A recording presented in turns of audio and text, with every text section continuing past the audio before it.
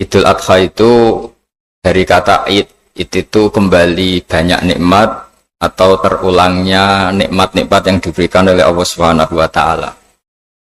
Kemudian Al-Adha ini banyak yang mengatakan terkait dengan ibadah penyembelihan kurban, disebut Idul Adha atau Idul Kurban.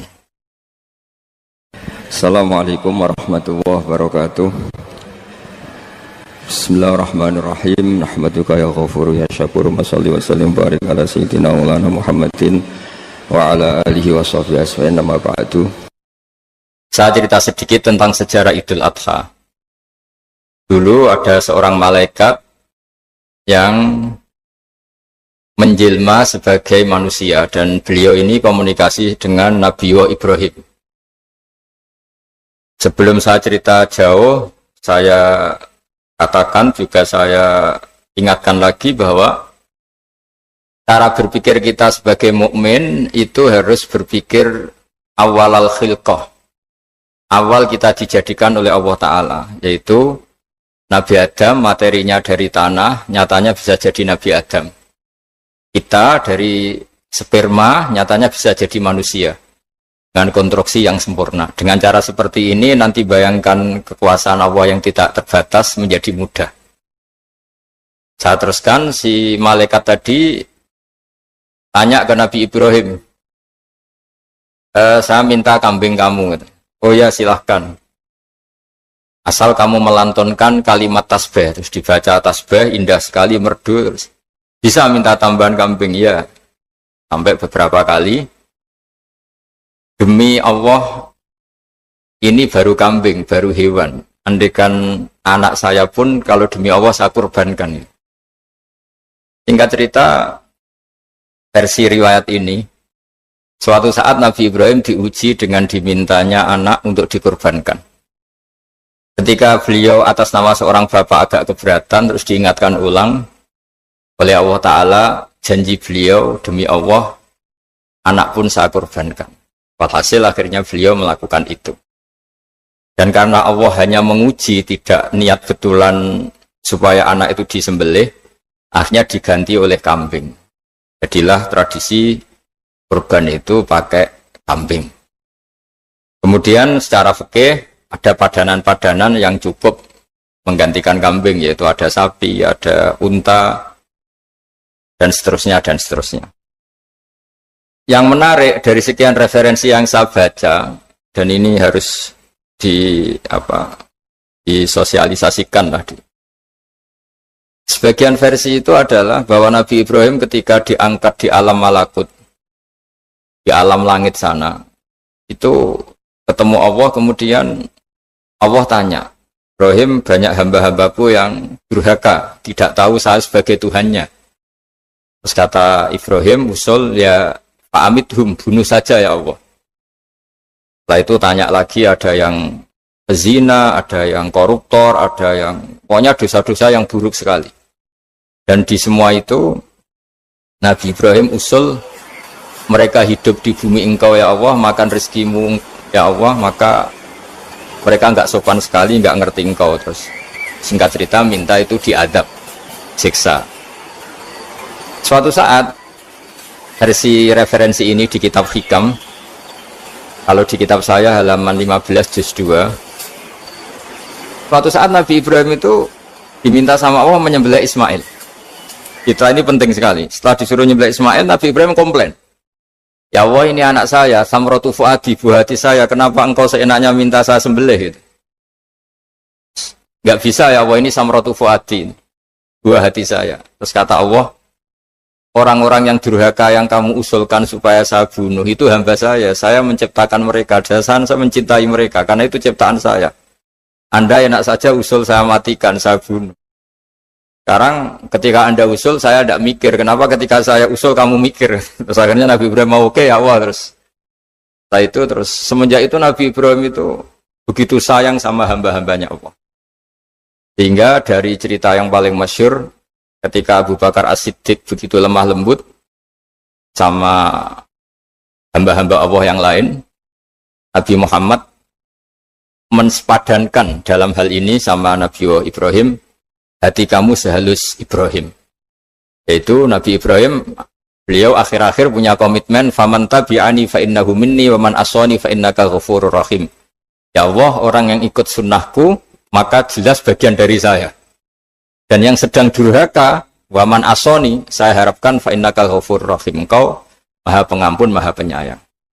Semenjak itu menjadi sunnatan mutaba'ah bahwa agama ini agama rahmatan lil alamin, bahwa melihat kemungkaran, melihat kebodohan, ketimpangan, itu komitmen kita ini membenahin, bukan menghabisin.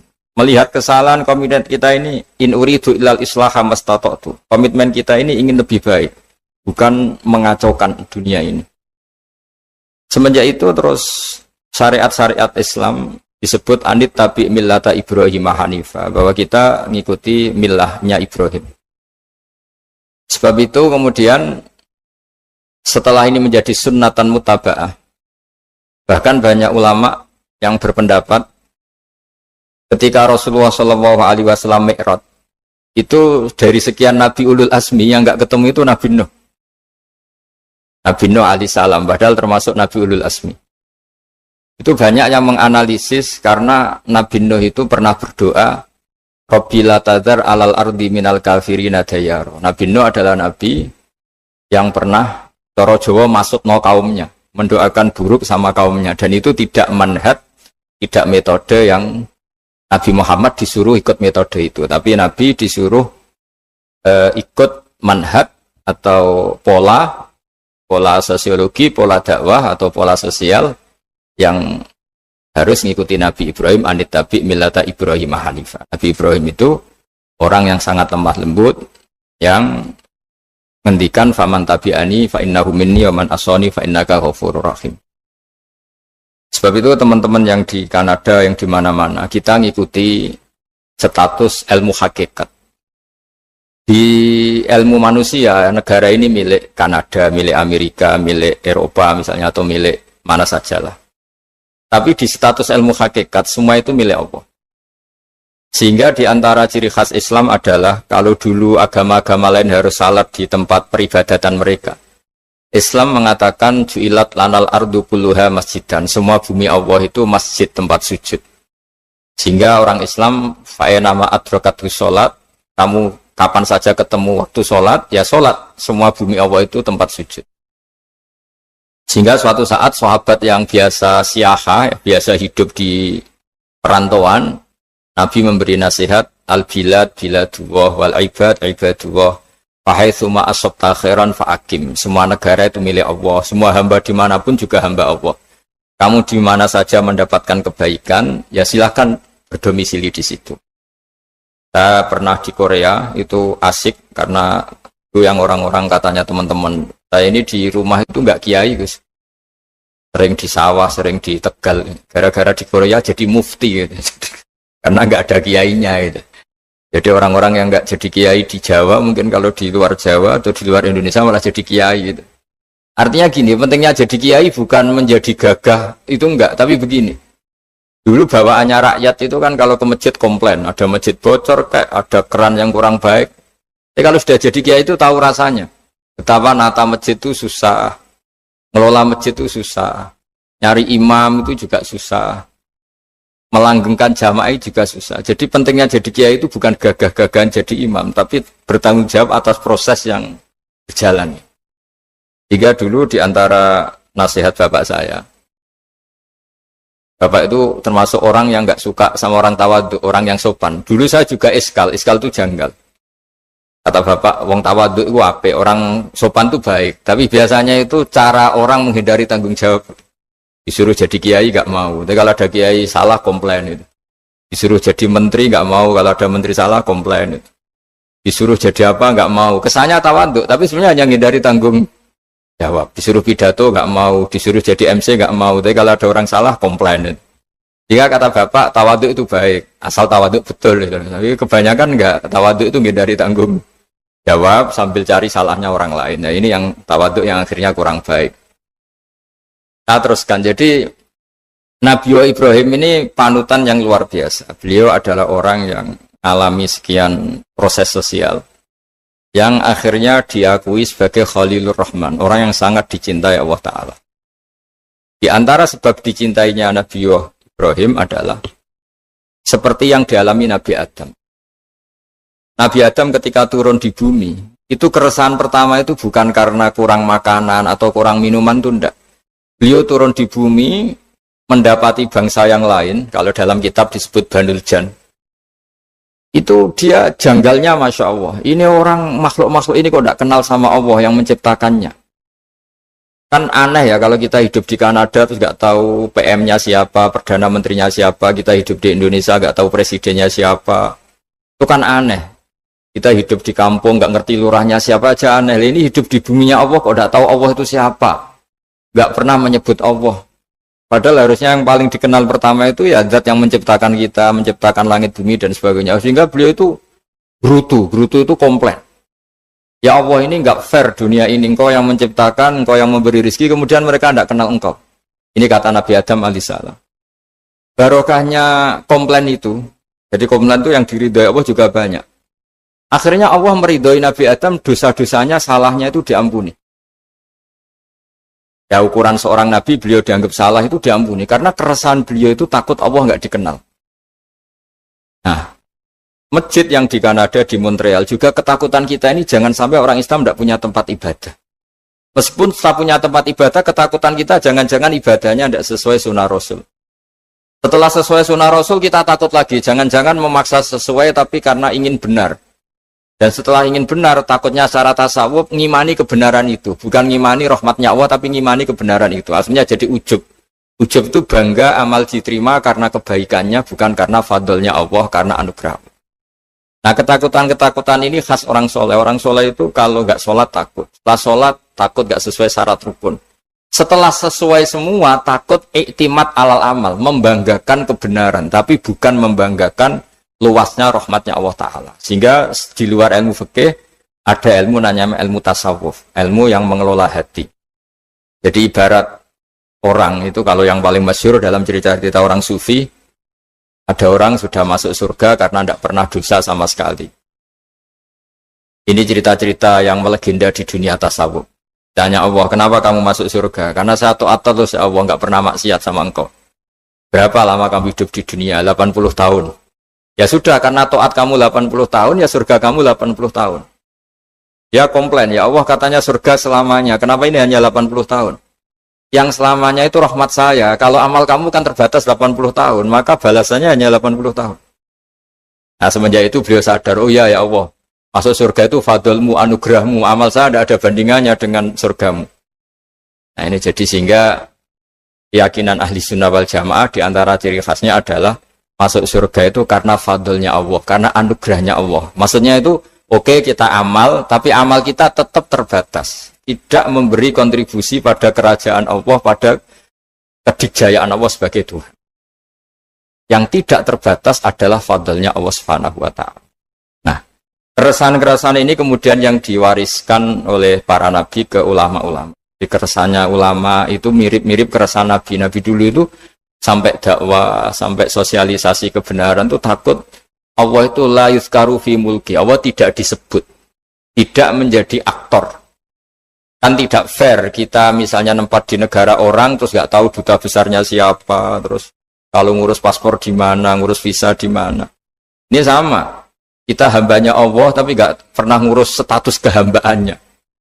Harusnya kita ngurus status kehambaan kita dengan sholat, berarti kehambaan kita hidup. Dan baca tasbih berarti kehambaan kita hidup.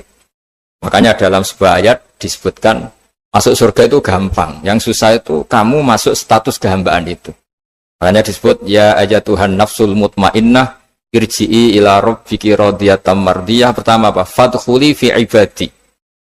Kamu harus masuk status sebagai hambaku dulu, baru wadkhuli jannati, baru kamu baru masuk surga.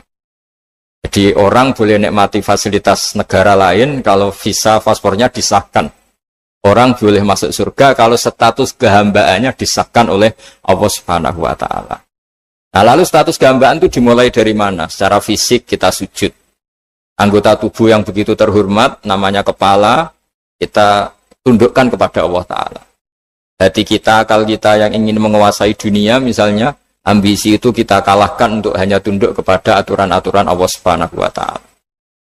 kekhawatiran kita akan menghadapi alam akhirat, nah ini yang penting. Nanti setelah kita mati kayak apa, jadi debu, jadi tanah, lalu bangkit kita gimana?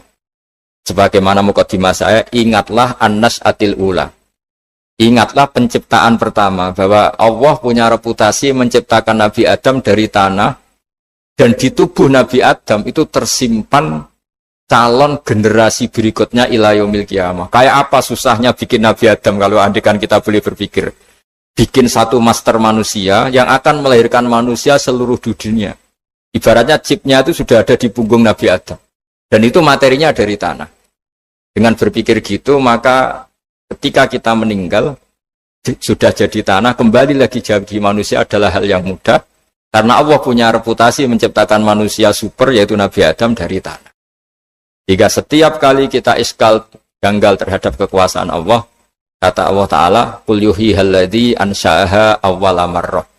Kalau kamu janggal terhadap kemampuan saya, kemampuan kami menghidupkan tulang belulang yang sudah rapuh, sudah hancur, maka ingatlah reputasi saya, kata Allah, reputasi kami menciptakan Adam dari tanah. Ya, para nabi itu, ini semoga teman-teman yang di Kanaja masih ingat betul iman yang dilatih para guru kita di Jawa, di Indonesia. Para nabi itu saking imannya sama Allah, itu tidak ada, sampai kasarnya itu nggak tahu bedanya antara hal itu masuk akal maupun tidak. Saya beri contoh begini, kalau dalam ilmu tauhid, dan ini harus kita latih terus sampai ketemu Allah Ta'ala. Ketika telur jadi ayam, itu sebetulnya itu kita juga tidak ikut mampu bikin telur jadi ayam. Tapi berhubung sering terjadi, kita bilang telur jadi ayam itu mungkin. Mungkin itu ya mungkin sering terjadi. Padahal sering terjadi ini juga tidak yang jenis kita ikut berkontribusi. Lalu ketika sering terjadi ini kita bilang itu mungkin. Padahal saat kita bilang mungkin, juga hakikatnya kita tidak ikut menciptakan telur menjadi ayam. Lalu karena seringnya telur jadi ayam, kita bilang telur jadi ayam itu mungkin. Mungkin itu tidak muhal. Begitu juga bebijian, nanti jadi pohon besar yang rindang, yang berbuah, kita katakan mungkin. Kenapa kita katakan mungkin? Karena itu sering terjadi. Toh kita pun tidak ikut menciptakan biji jadi pohon besar, telur jadi ayam. Artinya apa? Zaman sesuatu itu sering terjadi, kita pun sebetulnya tidak pernah ikut menciptakan. Hanya menyaksikan sering, terus kita bilang itu mungkin. Tapi kita tidak memberi kontribusi sama sekali. Semua itu karena kudrohnya Allah, kemampuan Allah. Lalu ketika ada orang yang bilang, batu ini bisa melahirkan onta. Kita bilang, muhal, batu itu tidak mungkin melahirkan onta. Tapi kalau seorang nabi itu nggak tahu bedanya antara batu melahirkan onta dengan indukan onta melahirkan onta. Karena nabi-nabi itu makomnya sudah sangat tinggi. Ketika onta induk melahirkan onta juga tidak atas kemampuan onta induk. Onta induk tidak punya kemampuan menciptakan onta. Juga karena kudrohnya Allah Ta'ala. Sehingga kalau batu mengeluarkan onta juga mungkin kalau Allah menghendaki. Hingga ketika Nabi Soleh diminta kaumnya, apa bukti engkau Nabi? Tunjukkan ayat kalau engkau Nabi. Yang kamu minta apa? Seekor onta keluar dari batu besar ini. Nabi Soleh dengan entengnya berdoa sama Allah dan keluarlah unta keluar dari batu. Nah itu makom yang paling tinggi. Makom paling tinggi itu kita mendudukkan Allah sebagai zat yang tidak terbatas kudrohnya. Hingga para nabi itu terus punya mukjizat. Nah mukjizat itu untuk mengingatkan ulang bahwa Allah itu tidak terbatas kemampuannya. Bagaimana unta keluar dari batu besar zaman Nabi Soleh, zaman Nabi Muhammad air keluar dari jemarinya Rasulullah SAW, Nabi Ibrahim dibakar tidak mempan, tetap sehat, tetap bugar. Karena semua ini sebagai bukti bahwa kudrohnya Allah tidak terbatas. Nah, iman-iman seperti ini harus kita jaga. Apapun rasionalitas kita, dan meskipun kita selalu rasional, tetap menyisakan iman bahwa kudroh Allah itu tidak terbatas. Sehingga ketika ada cerita kematian orang soleh itu ditangisi langit dan bumi, kita tidak usah iskal, tidak usah janggal, masa bumi bisa menangis? Karena kita yang sekarang bisa nangis adalah materinya dari tanah, materinya dari bumi. Terus iman ini kita jaga sehingga kalau kita yasinan, Masih ingat Allah kalau mengingatkan kudrohnya yang tidak terbatas, manusia disuruh ingat qul yuhyihal ladzi ansha'aha awwala marrah. Kamu harus ingat bahwa Allah itu yang menghidupkan kamu, menghidupkan semuanya ketika kamu belum menjadi seperti ini. Jadi intinya itu kita ingat meskipun telur itu lazim jadi ayam, tetap tidak karena kudrohnya ayam itu, tapi karena kudrohnya Allah. Indukan unta melahirkan anak unta juga bukan kemampuan indukan unta, karena ini juga makhluk yang lemah, tapi juga kemampuan Allah Subhanahu wa Ta'ala. Jika dengan demikian kita termasuk hamba Allah sesuai target yang diingatkan Allah.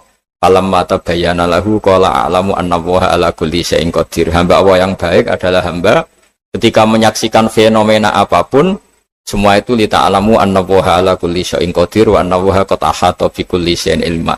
Apapun di alam raya ini, semuanya itu bukti bahwa Allah ala kulli syai'in qadir, Allah kuasa dan Allah meliputi semua makhluknya dalam pandangannya, dalam pantauannya. Jadi saya mohon teman-teman yang di Montreal, yang di Kanada, juga di manapun harus ingat status hakikat bahwa al-bilad biladullah wal ibad ibadullah fahaitsuma asabta khairan fa'akim. Negara hakikatnya milik Allah, semua hamba juga milik Allah. Di mana saja kamu berada dan menemukan kebaikan, silahkan hidup di situ. Tentu dengan sosialisasi yang baik, baik dengan non-muslim maupun dengan muslim, karena Allah mengajarkan waqulu linnasi husna. Ajaran Islam adalah rahmatan lil alamin, rahmat bagi semua. Tentu tidak henti-hentinya kita menjelaskan kebenaran yang diinginkan oleh Allah Subhanahu wa Ta'ala. Saya kira demikian, karena juga ini di sini sudah malam. Jadi saya mohon maaf mungkin tidak bisa ikuti tanya jawab, karena di sini sudah malam, apalagi tadi habis takziah saya, karena ya ada mas saya yang sudah sepuh sekali wafat, terus tadi barusan datang, jadi mohon maaf tidak mengikuti acara mulai pertama. Tapi saya mohon ayat-ayat Quran yang saya terangkan tadi, bahwa untuk mensifati Allah kudrohnya tidak terbatas, ingatlah bahwa kita yang secerdas ini, yang sehebat ini, kita semua manusia yang cerdas begini, matanya bisa melihat, hatinya bisa merenung, otaknya bisa berpikir cerdas, itu dari materi tanah. Dan Allah mampu. Allah bisa bikin orang miliatan gini dari satu orang manusia namanya Nabi Adam. Kayak apa susahnya bikin konstruksi Nabi Adam kalau boleh dibahasakan. Dan itu Allah punya reputasi mampu. Dengan cara seperti itu kita akan gampang iman bahwa kita setelah meninggal dan menjadi tanah, ya sama seperti kita masih hidup. Zaman kita hidup ya tidak tahu cara kerja jantung kita, nafas kita, uratnya gimana, terus sistem tubuh. Meskipun ilmu medis ngerti mengurai itu, tapi tetap saja hanya ngerti, tidak menciptakan. Yang menggerakkan jantung, organ tubuh kita tetap Allah Subhanahu wa Ta'ala. Dia yang Al-Fa'idul Mukhtar, dia yang semuanya mengendalikan kita. Artinya zaman kita hidup pun sebenarnya kita yang tidak mengendalikan kita. Nafas kita ya dalam kendali Allah, ikhtiar kita dalam kendali Allah. Sama setelah kita mati juga dalam kendali Allah. Ya guru-guru kita semuanya melatih inna sholati wa nusuki wa mahyaya wa mamati lillahi rabbil alamin. Hakikat ibadah kita, hakikat hidup kita, hakikat mati kita, semuanya tidak dalam kendali kita. Semua itu dalam kendali Allah Ta'ala. Dengan demikian terus kita insya Allah ingin jadi hambanya dulu. Baru setelah jadi hambanya, baru sah menjadi ahli penghuni surganya. Wadkhuli fi ibadi, baru wadkhuli jannati. Masuklah berstatus sebagai hambaku, baru engkau kalian semua layak menjadi penghuni surga. Kul ngucapo sira Muhammad. Pasti ngucapo ning gone wong-wong sing takut kematian dalam berjuang. Mantai sapa dza yaman iku alladzi ku wong utawa alladzi ku sapa wae yasin. Kang iso ngreksa sapa lagi kum ing sira kabeh. Yujiru tegese nyelametna sapa lagi kum ing sira kabeh minallahi saking ketentuane Allah. Inaro dalam ngersakno sapa Allah bikum ing sira kabeh, ngersakno misale suhan ing kerusakan, halakan tegese kerusakan wa hazimatan lan kabur bubaran saka arena perang. Sapa zat sing iso nglindungi kowe nek Allah menghendaki kowe kalah. Au yusibukum utawa mekenakno sapa Allah kum ing sira kabeh bisuin kelawan to elek. In aro dalam mengersakno sapa Allah bikum sira kabeh rahmatan rahmat manane khairan tegese kabeh. Kowe nek wedi mati iku lha opo? Misale wedi mati ya tetep napa? Mati. Pira-pira mati demi jihad. Maksudnya keren napa? Gaul maksudnya mati jihad sing mesti bener ya mesti. Perang riyen niku kepenak Kang. Sing mbok endut Kanjeng Nabi mesti bener ya, musuh Abu Jahal mesti salah ya. Jadi cara nekat iku jos napa? Saiki mboten musuhe mukmin kaya mukmin, mukminem yo abal-abal, musuhe yo rontok abal-abal kan ora jelas benere, ora jelas. Lah berhubung ora jelas kudune sikap kita yo ora jelas. Ora oleh tukaran saya kok tenanan, mergo musuhe ora mesti salah, kita ora mesti ben. Nah, dhisik kan enak. Kita bela Rasulullah Muhammad mesti bener, musuhan Abu Jahal mesti salah. Ya. Pangeran kita Allah mesti pangeran tenan, kono berhala mesti ra pangeran. Saiki boten teroris yo Allahu Akbar. Polisi sing lagi salat yo Allah. Terus kowe PD piye? Ora jelas. Ora jelas yo kita sikape ya ora jelas. Saiki nganggo hukum sosial sing normal, nah apik ya diapiki. Nah kono ngrasani ya kowe ngrasani ngono-ngono tok wae gremeng-gremeng sithik ngono tapi ora usah napa? Ora usah tenanan. Jadi ini ku penting kula terangno. Jadi nek ana wong saiki majibno jihad alasane anut Rasulullah, nek Rasulullah jihad nganti wani mati. Masalahe Nabi mesti bener, musuhe mesti salah. Saiki kita iku ora ngalami ngono iku. Imam kita kadang salah, musuh kita malah kadang ben. Misale kados kula musuhan mbek Mustofa. Ora mesti bener kula, mbek kula kiai lah. Mergo iso wae cara hukum Allah wong Islam mah welasi. Jadi orang malah aku salahno pangeran. Senajan toh dalam konteks permasalahan bener saya. Misalnya Mustafa di tanganku 20 janji Senin nyaur jebule gak nyaur aku ngamuk-ngamuk. Padahal duitku ning omah 2 juta. Iso ae pangeran nyalahno aku. Ya lha didik 2 juta kok ana duit 20.000 digawa wong. Mbok kagek iku wong alim ta ora? Kowe iku waras ta ora? Iso. Piye-piye duit iku kabeh wae pangeran. Sing digawa Mustafa wae pangeran sing ning omah ya. Nah, saya ketika punya uang banyak di rumah itu mlebu ayat wa ingkana du usratin panadiratun ila maisar wa antasaddaku khair. Jong nak kowe dhuwitmu akeh sing utang kowe kei tempo nganti dia mampu membayar. Iku enak mbok ibrokno mbok sedekahno luweh Dalam konteks Mustafa nyulayani janji ya dia salah, wong diutang kok nyulayani janji. Tapi dalam konteks aku nagih berlebihan juga disalahkan pangeran. Wong ora ono emergency kok nah kecuali ning omah gak ono beras, nek aku ora nagih bojoku mati. Tapi rai koyo aku kan gak ngalami ngono. Jadi iki wong melarat nganti ngono kan butuh bakat. Paham ya? Melarat nganti nek ora nagih wong ra iso mangan. Ono melarat model. Ono ketemu. Oh, saat Indonesia sama orang masuk melarat nanti. Kita ini nak musuhan mbek orang selalu masalahnya demikian. Kebenaran yang kita alami itu semuanya itu subjektif. Nak wis ana pembanding ku ketok ora bener. Kula bolak-balik nyontokno tengene dawuh kitab hikam. Wong zaman akhir nganti kiamat ku apike wae elek apa meneh elek iki kula bolak-balik. Kula tak eling terus dawuh Bapak. Ha ana wong kok ngimami masjid terus istiqomah ku ya apik, tapi ana elek. Terus wong liya ora dadi peluang dadi imam. Mergo masjide dikangkangi. Iku mbok istiqomah mbok mahjubno wong liya. Akhirnya alumni pondok liya kandidat imam-imame tereliminir kabeh. Nganti watuk-watuk imame ra gelem pensiun. Alasane istiqomah. Ana teng daerah kula nganti ana guyonan, ana wong tuwa khotbah. Tiang takwa watuk. Terus Allah mlebu swarga. Sing ngrungokno mati bingung. Maksudnya tiang takwa Allah, mlebu swarga. Pas muni tiang takwa watuk. Terus muni Allah mlebu swarga. Terus dari mama ya baleren mbak jadi khutbah akhirnya kalimatnya kacau mas maksudnya itu tiang takwa Allah lebih suarga tiang takwa watuk gigil terus no kacau. Nah ini seperti ini istiqomah apa mau kalah mbak wong liya mau kalah tapi mbok arani elek wong istiqomah kok elek. Kita hidup di zaman akhir tuh seperti itu. Kowe ngritik wong tua iku ya salah ya ono bener ya ono makanya masyhur dalam aturan usul fikih madhabuna shawabun yahtamilul khata' wa madhabuka khata'un yahtamilus shawab. Kalau kita sedang beristihad taruhannya begini, pendapat saya benar kamu salah tapi yang mungkin benar. Tak ulang lagi ya, pendapat saya benar tapi mungkin salah, pendapat kamu salah tapi mungkin benar. Karena ini masalah-masalah yang semi. Jadi kalau ada orang PD membela Islam dalam konteks modern ya repot. Ini saya punya cerita ya, saya itu pernah diundang seminar di Pondok Sidogiri. Itu audiennya itu semuanya tamat aliyah, bisa baca kitab. Dan serius karena acaranya dipersiapkan sebelum 3 tahun. Temanya itu seru, menguak ayat-ayat kita. Jadi pokoknya seru. Itu MC-nya orang Madura, mayoritas santrinya juga. Pertanyaannya sudah gini, Gus, kalau kita tidak perang, kesannya kita pecundang. Malu kita jadi pecundang. Kalau kita perang ditangkap Pak Jokowi. Pertanyaannya itu sudah gitu. Kalau kita perang ditangkap Pak Jokowi, ditangkap presiden. Dan itu pertanyaan laten karena ada ayat-ayat kita. Untung mereka semuanya ahlul ilm sehingga tidak main perang karena semuanya mereka ahlul ilm. Terus tak tanya, perang yang seperti itu wani mati itu konteksnya apa? Kalau konteks Rasulullah mesti benarnya kamu bela, Bujal mesti salahnya kamu musuhi. Ini nggak masalah kita mati. Ini iskariman aumut.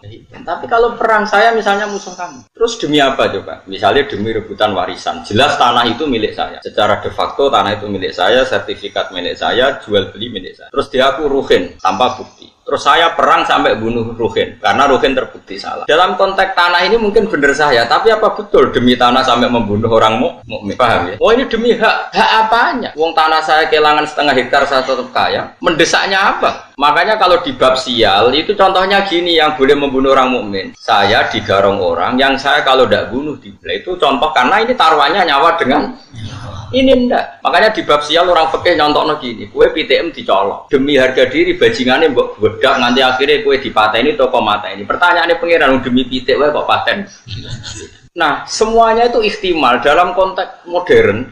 Maksudnya modern itu selain Rasulullah itu semuanya sekalipun untuk perangnya Sayyidina Ali dan Sayyidina Muawiyah itu semuanya ihtimal. Makanya kata ulama sanggep ae padha bener iku sahabat masalah istiad. Tapi setelah sahabat nggak ada perang yang dengan dalil hujah yang wadihah yang jelas karena potensinya sama-sama iya, sama-sama tidak. Ini penting saya utarakan. Jadi begitu juga dalam imam masjid, dalam sedekah. Misalnya gini, saya sering ditanya orang, Gus zakat itu apa? Dikasih panitia masjid tadi lakoni dewi. Kue takut dengki apa takut api-apian? Nah, kue dengki apa ngomentari panitia masjid? Tak jawab apa ini masjid, ben sifat dengkimu buat lawan dewe, gak Gus, objektif. Jawaban saya gampang. Misalnya saya punya uang 1 juta, kebetulan yang miskin itu ponakan saya, atau orang yang tidak wajib saya tanggung. Jadi zakat itu kan gak boleh diberikan orang yang wajib ditanggung. Misalnya anak istri kan wajib ditanggung, tapi kalau ponakan misalnya kan sudah tidak tanggungan, tidak wajib maksudnya ya boleh dilakukan. Maka aturannya Quran jelas dahulukan bil qurba, orang yang punya unsur apa? Dan saya tahu kalau saya kasihkan masjid 1 juta dibagi 1 kampung itu nanti ponakan saya untuk selawewu. Itu ora kena tuku beras.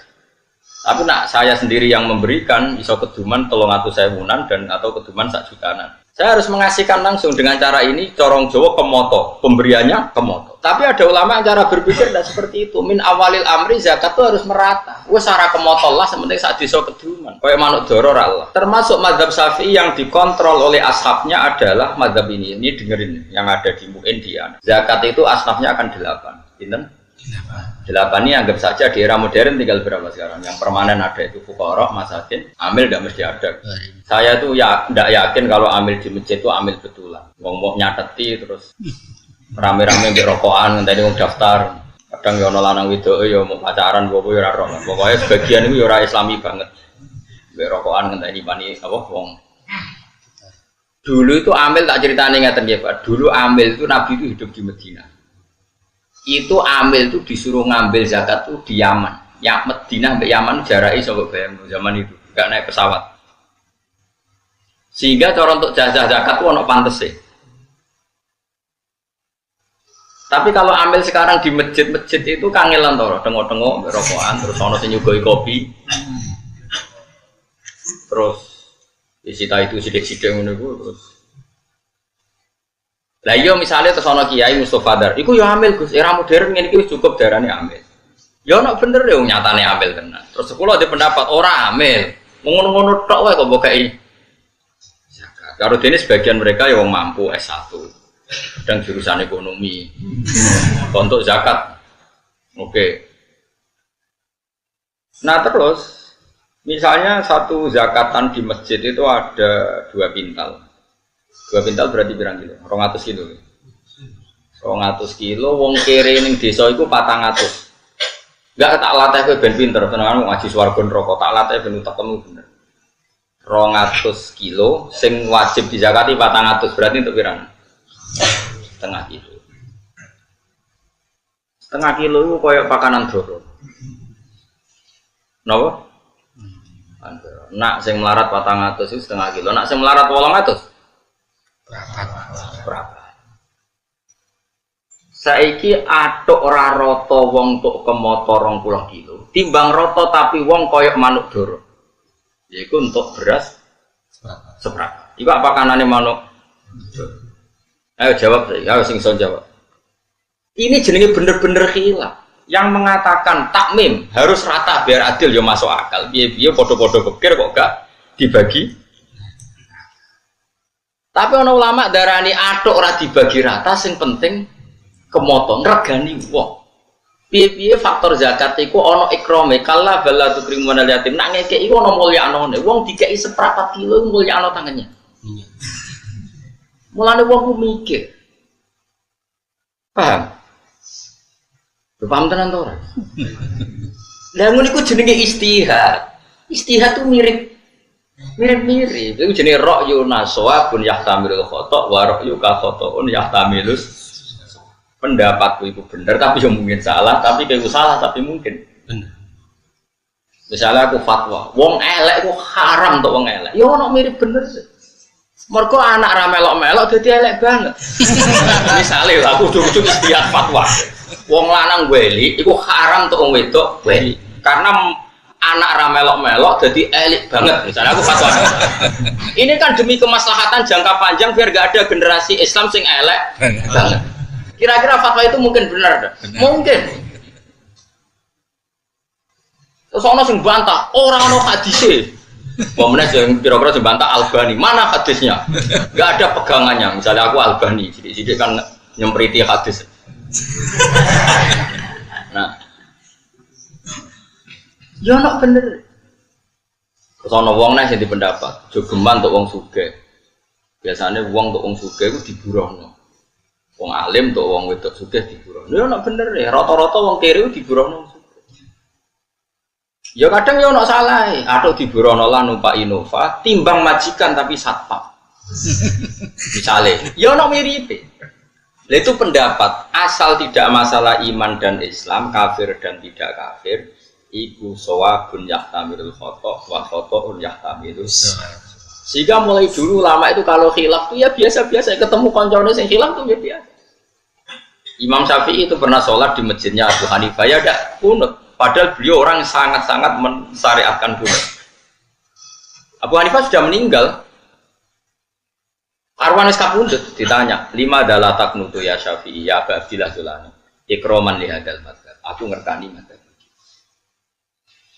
Sak tonton meneh. Iki kowe nek ora paham iku banget. Kowe sholat zuhur dengan sadar 1 rakaat rukuk 2 itu sah apa enggak? Loh, rukuk 2 kali kan? Di rakaat ula, kue rukuk 2 kali sah enggak? Menambahkan 1 rukun, rukuk enggak sah. Sholat itu batal dengan menambahi 1 rukun. Jadi kena rukuk 2 kali, sholat zuhur kan? Sah enggak? Enggak sah. Nambahi sujud 3 kali? Enggak sah. Karena termasuk sholat itu batal dengan menambahkan 1 rukun. Yang amdal sengaja. Sekarang saya tanya, sholat mayit itu modelnya di sini takbirnya berapa kali? 4. Wes yakin? Wes tak takoki Mas jawab, wes keliru lah, kowe cah murid ta, Mas yo brengosen kan murid. Takbir 4 rakaat itu rukun apa sunat?